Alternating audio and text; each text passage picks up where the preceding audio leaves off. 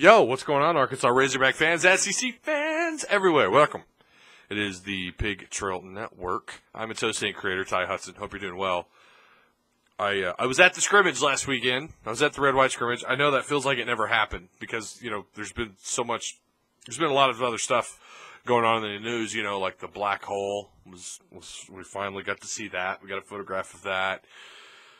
Some stuff happened on Twitter. And Arkansas hired its new basketball coach. How about that? Eric Musselman. We already talked about it. We've been there, done that. A lot going on, but it feels like the scrimmage never took place, but it did. I was there. We're going to talk about it just a little bit before we get into all that. If you guys would, at the end of the video, like, comment, let your voice be heard, share the content, and of course, if you haven't already, feel free to tap the subscribe button down below. Let's get into it. Won't be real long, but let me give you some of my thoughts and opinions on what I saw. I'll just go ahead and come out and say it. I thought overall the team speed on defense was faster than compared to last year. And from what I remember from the year before last year, they appear to be faster. It helps when you know what's coming. You've seen this 1,000 times throughout spring scrimmage. And the guys that were here last year, they know what's coming.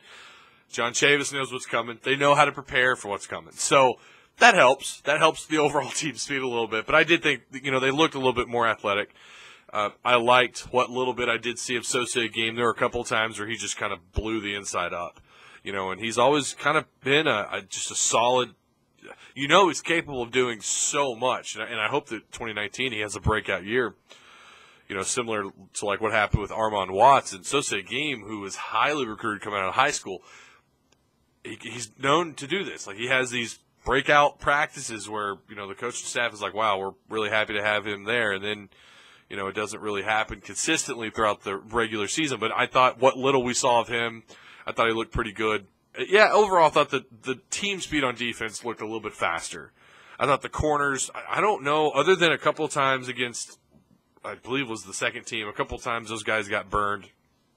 Knox kind of made some guys look silly. That was fantastic to see. I thought, McClellan and the DBs looked quite a bit faster. Monteric Brown and those guys. Everyone, it looks like everyone knows and understands, or at least they're practicing like they know what's expected of them. That you didn't see last year.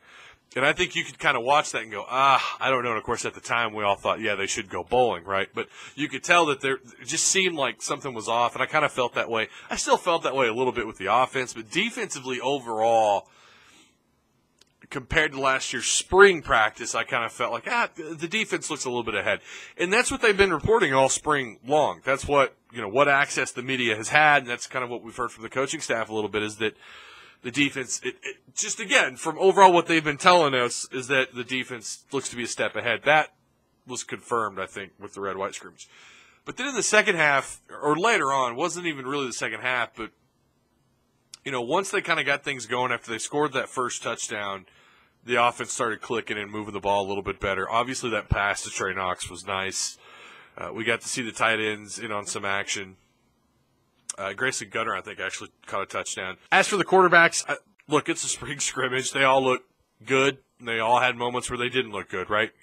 It's different when you can't be hurt, when you can't be tackled, when there can't be contact. It changes everything. I mean, just think about it. A 6'4", 275-pound bull coming to tackle you to the earth. Yeah, that kind of changes the dynamics of everything. Your timing might be a little bit different.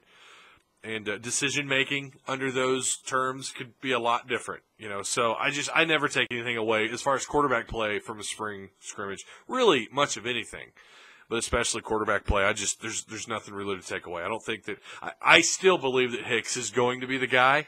It is possible that Starkel comes in and dethrones Hicks. Absolutely. It's possible. KJ Jefferson, I know everyone – he's the latest four-star, highly touted – dual-threat quarterback to come in, so of course everybody naturally believes that he's going to have his time to shine this year. He will, but it's probably going to be Hicks and Starkel battling out for the starting job.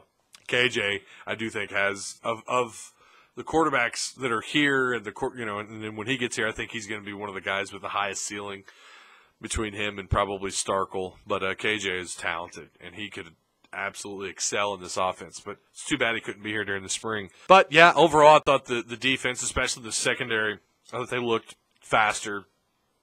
There's going to be a lot of new faces along that defensive line. You know, the line of scrimmage, really, on both sides of the ball, there's going to be a lot of new faces. Yeah, the offensive line needs work. There's no doubt. There's no doubt about that. Offensive line's going to – they still got a long ways to go. I think Cunningham, you know, both the JUCO guys are probably going to contribute. There's going to be a lot of new faces in the receiving core. You know, they'll get Rakeem Boyd back during the fall. Devwall Whaley had some moments. I didn't talk about him. He had a couple of moments. He scored, and the more he got the ball, the better he looked. And I think that's kind of how he looked in 2018 too, a little bit. The more he got the ball, the better he just, you know, started to play. So we'll see if that continues, if that trend continues in 2019. But yeah, that's what I saw. So let me know what you guys thought from the scrimmage. So let your voices be heard in the comments section. That's all I got for the video. We'll dive into recruiting next week. That'll be hopefully the next video, unless something changes between now and then. But, yeah, thanks for watching. Remember to like, comment, share the content that you just watched. And, of course, if you haven't already, feel free to tap the subscribe button. Don't forget the notification bell. And check out all the links down below in the description box. You guys be kind to one another. Woo pig. We'll see you next week.